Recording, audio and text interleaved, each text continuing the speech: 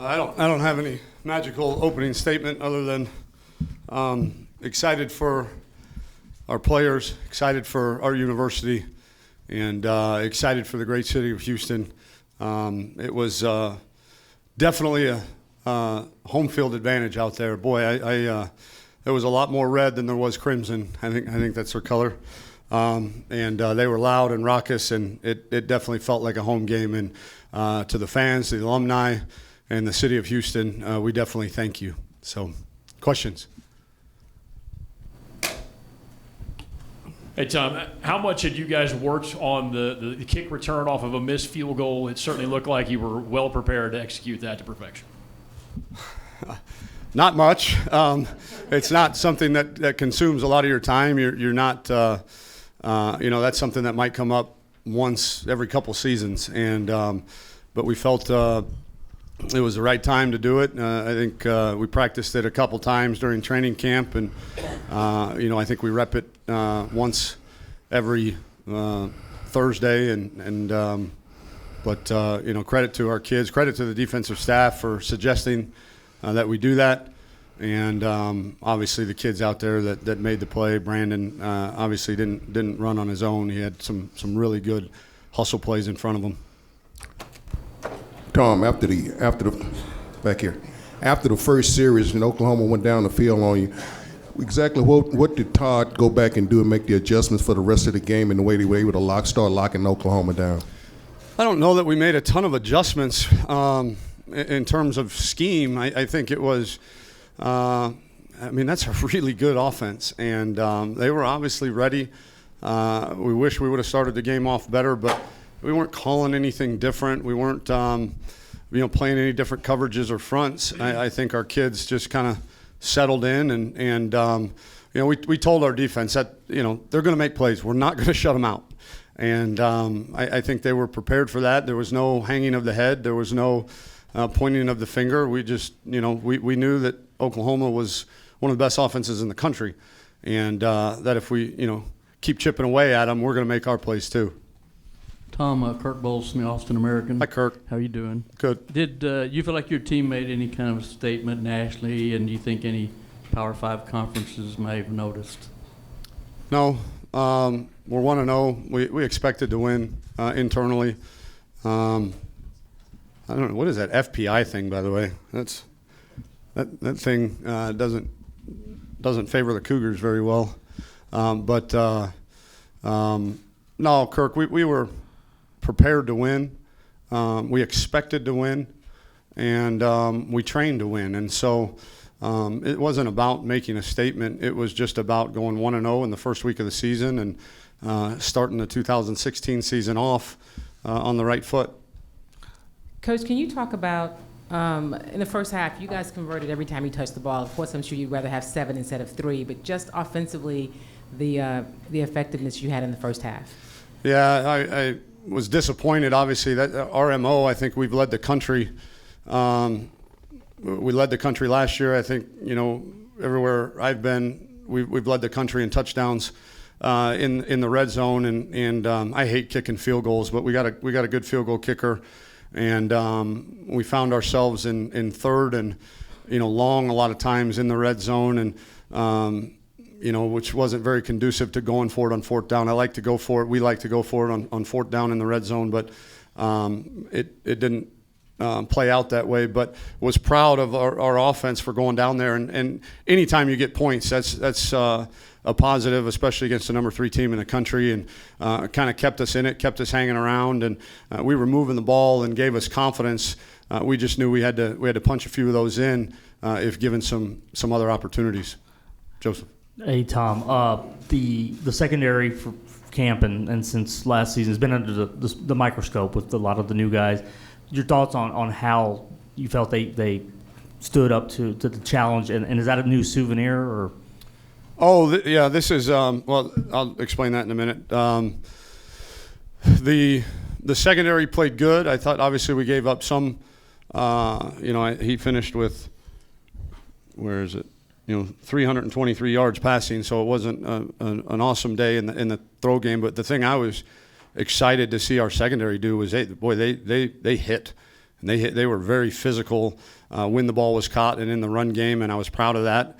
Obviously, like any first game, there's going to be a lot of mistakes, but you can mask a ton of mistakes on defense when you fly to the football and you hit people really hard when you get there. And this was early in the week. Steve Elkington came and spoke to our team and talked about the first athlete ever on the planet, and he had a statue. And the guy that owns the country club up in Klein, 93-year-old Masters winner. Say it again. Champions, yeah. Yeah. What's his Jackie Burke? Yeah, had given him this statue, and it was of a warrior with a spear. And he talked to our team about how when the warriors back in that day, they were charged with a task from the chiefs and the elders of the village to go out and find food for their village. And if they weren't trained, and if they weren't skilled, and if they failed, then the village didn't eat. And kind of the message was that you've got a village of people counting on you to do your job. And he talked about slaying the buffalo. So our guys on Thursday, we have a little tradition at the end of Thursday practice. Work week's done, and the O-line gets up and they say a little something to the team, and they put a little buffalo head on the football and deflated the football and handed me the football and assured me that they were going to go out and make sure that the family was fed and the buffalo was killed. So elk had a lasting impression on him. Hi, Coach. Mark Tracy, New York Times. I hear you saying you expected to win, internally before this game. This game's been on the books for a little while, though, and was on the books when you took this job, I believe. I'm wondering if you can kind of, from this moment, look back to that moment, and would you have expected to win this game then, and can you kind of see that as being part of the larger plan? I don't know that, I get asked a lot about, where are we in terms of where I expected us to be when we took the job at this point, 20 months into our tenure. And to be really honest, there was no expectations. It was literally wake up every day and install our culture and our expectations and our way of doing things, and just the belief that if we did that and our kids genuinely loved each other and played for each other and loved their coaches and played for their coaches, that winning would be a byproduct. And so we expect to win them all because of that culture that has been instilled in our program. Seeing you on the field with Greg Ward after the game, he seemed like a guy coming off the field after a midsummer practice, not like this huge of a win. How key is it to have one of your leaders with that level of a head, and does it resonate through the locker room?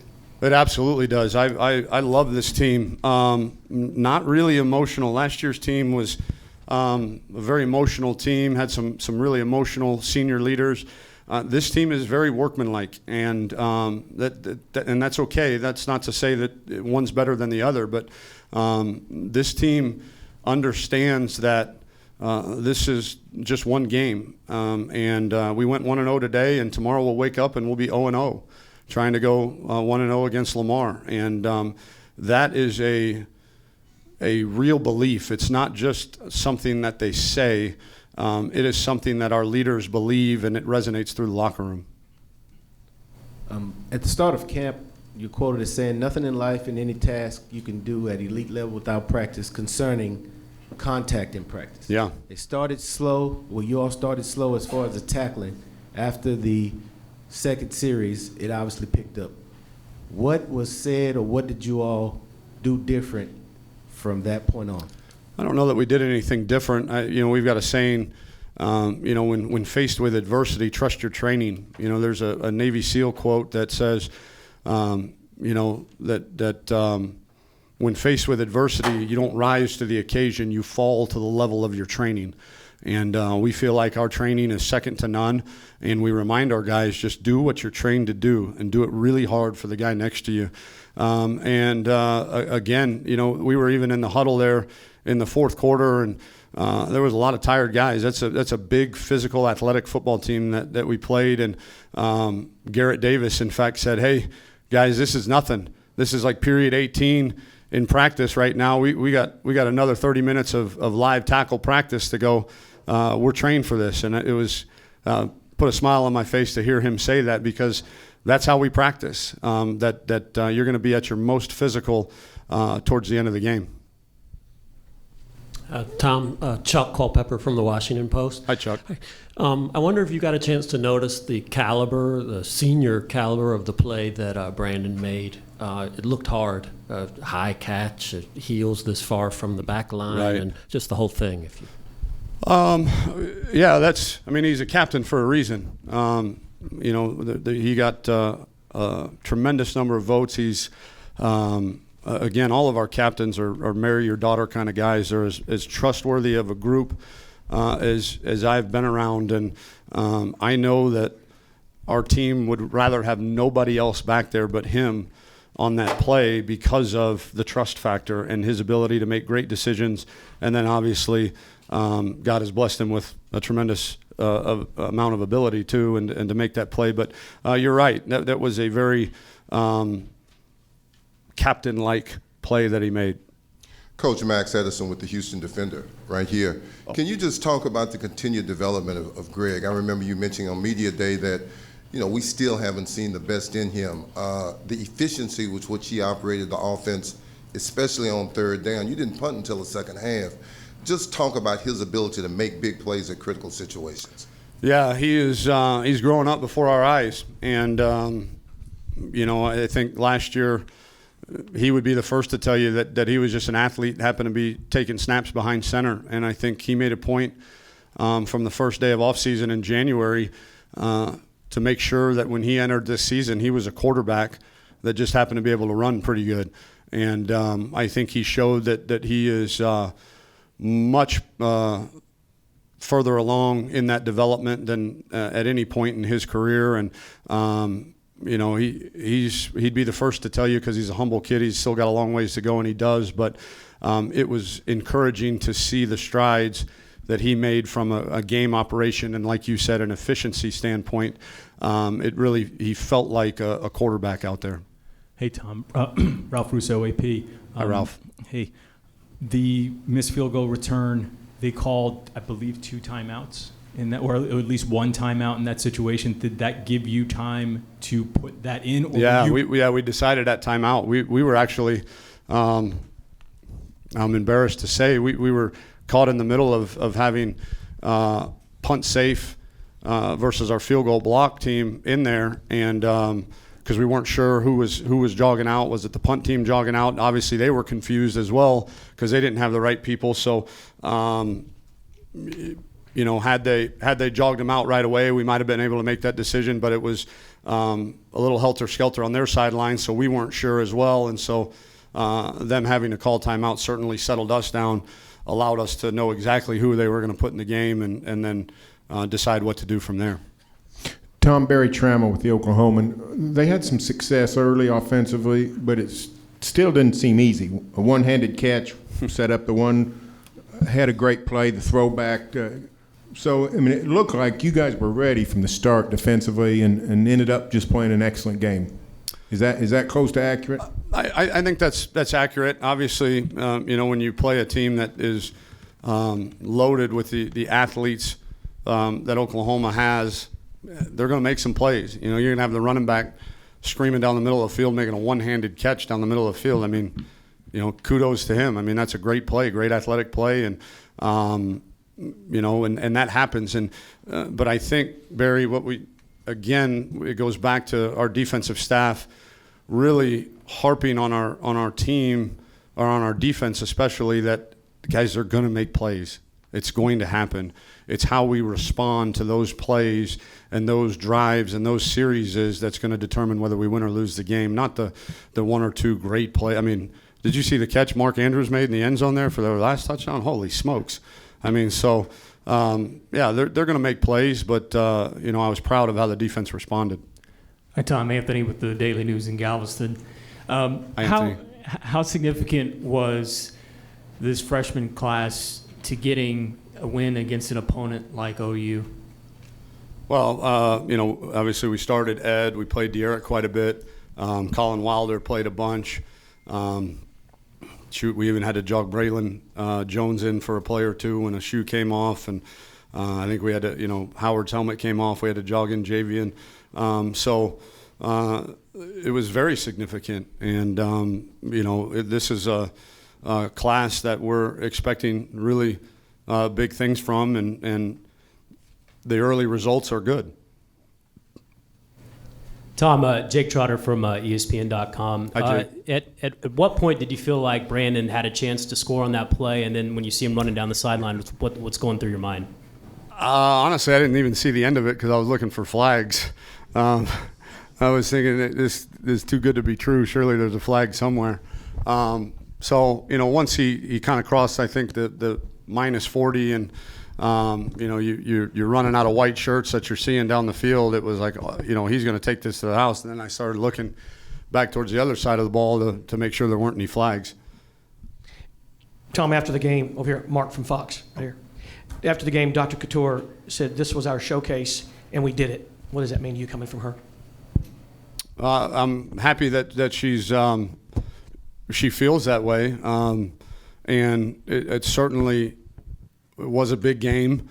We told our guys it was a big game, but it's a big game because we made it that way, because of how we prepared and because of the reputation that we have worked very hard to achieve. And so it was a showcase. I thought it was not just for our team, but for our fan base. Holy smokes, that was off the charts. Encouraging to see everything from the Cougar Walk when we got off the buses. That was big-time football, big-time football. After the game was over and they did the trophy presentation, what was it like for you as you showed affection to your players and they showed it right back in those moments after the trophy presentation? That's why you do it. I mean, you don't – the wins, again, the trophies and wins, they're not even close to the importance of the relationships and the love that that you receive in return for loving your guys and preparing them the right way. And anytime that gratitude is shown towards me, it definitely holds a special place in my heart.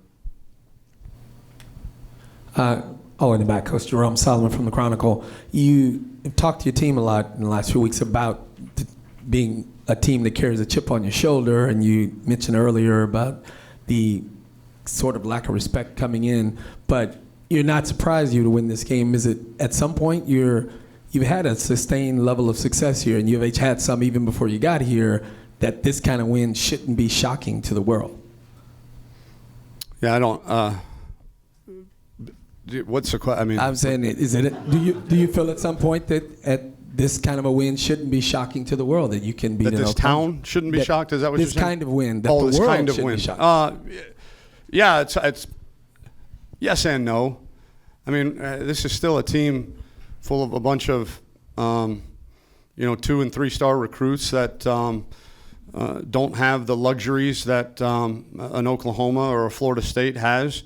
And so anytime your resources don't match your opponent's resources, it is a bit surprising. And I can understand why publicly it would be surprising that because these things aren't supposed to happen.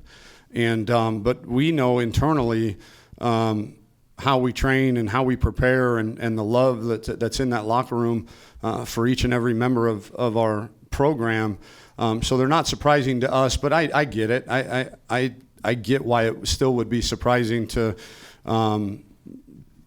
Joe Fan or the general public. Coach, over here. Can you talk about Stephen Dunbar's performance? How you was able to utilize him in the man-to-man coverage on the backside, especially against the freshman? Yeah, we knew, that anytime a team is going to play a one-high defense on you, in just one free safety, they're going to have an extra man in the box for the run game, and that makes running the football pretty difficult. And so I think we knew that we had to throw the ball and we had to make plays outside, and we had done a really good job of it throughout camp. We're not going to run by very many people, but the thing that we do well on the outside with Steve and Chance and even Linnell when he has the opportunity, and Isaiah, We're big, strong, physical guys that can go up and make plays on those 50-50 balls. And that was obviously part of our game plan, knowing the structure of their defense. And the guys, especially Steve, really showed that their training really showed that they'd been trained well and took their training to the field. Tom, what were your thoughts of... Where are you at? Right here. Okay. What were your thoughts of Duke Catalan's performance today?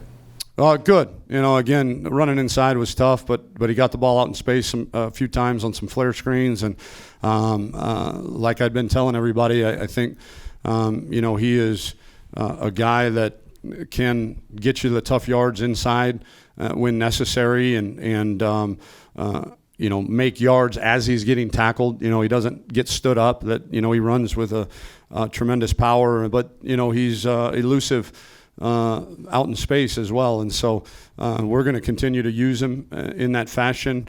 Hopefully we can find a little bit easier sledding to get him loose inside the tackles a little bit as the season progresses. But was for a guy that hadn't played a football game in over 1,000 days. I was very impressed with him. Coach, to your right in the back, did you come into the game thinking that you would go to Stephen Dunbar against their other corner opposite Jordan Thomas, or did that just develop as the game went on? I think it just developed as the game went on. I think anytime you get a single high defense like that, the corners are going to be one-on-one, and it wasn't by design early, but after we had made a few plays on that side of the field, we said, hey, let's continue. If we're gonna take our shots, let's take them to that side of the field. But coming in, it was kind of an either or. But the early success doing it to that side of the field continued kind of that pattern. Tom, you mentioned Ed Oliver briefly. I guess he's not a secret weapon anymore. What would you say his upside is? Oh, man, upside is off the charts. He's a tremendously explosive, strong athlete. He's a 6'1.5", 280-pound kid that's probably 8% body fat. His traps touch his ears. He looks the part. And the thing I love about Ed is all the tangibles, the explosiveness and the speed and the power are great, but Ed plays with a motor that's very contagious, and at a level that even had raised some of the older guys' level of play in that room throughout training camp because of how hard he goes. And I tell people all the time he's got two speeds, off and full, and he's not off very often.